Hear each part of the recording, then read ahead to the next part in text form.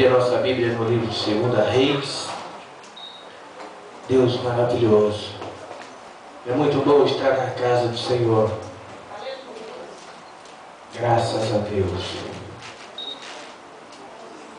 Amém? Quantos trouxeram Bíblia nessa noite? Quantos podem estar aí com a palavra, né?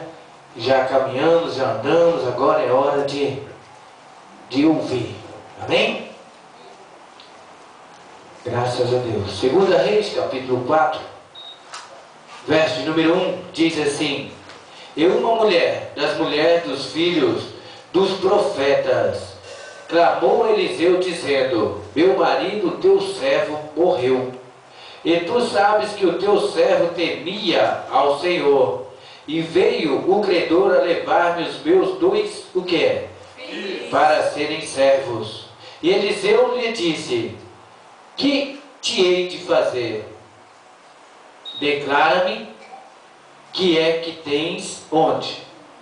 Em casa. E ela disse: Tua serva não tem nada. Onde? Em casa, senão o que? Uma botija de azeite. Até aí, graças a Deus. Nessa